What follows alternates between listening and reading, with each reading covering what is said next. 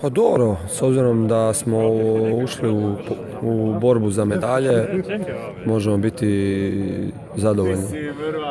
Eto, malo je i falo sreće jučer, malo naše mirnoće da uđemo u finale, ali Španjolci su zasluženo ušli u finale i odigrali su, kako su i sami rekli, najbolju utakmicu na ovom turniru i pogodili su kad je trebalo. Pa počeli smo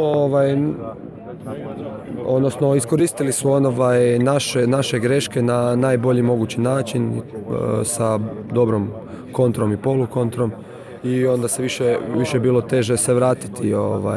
Dosta dobro su kontrolirali rezultat. 4 razlike je bilo i puno i nije puno i je, a oni su to dobro napravili. Znaju oni odigrati tako na rezultat i dosta su iskusna momčad i kod njih je 4 razlike ko da ganjaš 10 razlike. A Norvešku dosta dobro znamo, eto u zadnjih godinu i godinu i pol smo odigrali, ovo će nam biti 4. utakmica, tako da jako ih dobro znamo, a normalno znaju oni dobro nas.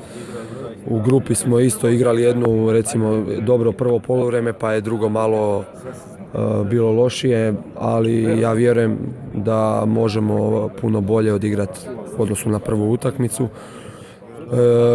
Ja se nadam da će to tako biti. Normalno, oni će biti sigurno napaljeni da osvoje medalju. Njima će to biti, njima je i ovo veliki uspjeh, a i sigurno bi htjeli otići doma sa medaljom, a tako i mi isto hoćemo ići doma s medaljom, pa ćemo vidjeti. Da, to su nam jedne kvalifikacije manje i to je jedan... Jel imate motiv sad da... Kako ne? Pa medalja je medalja na Europskom prvenstvu, s obzirom kako se sve izdešavalo na ovom turniru.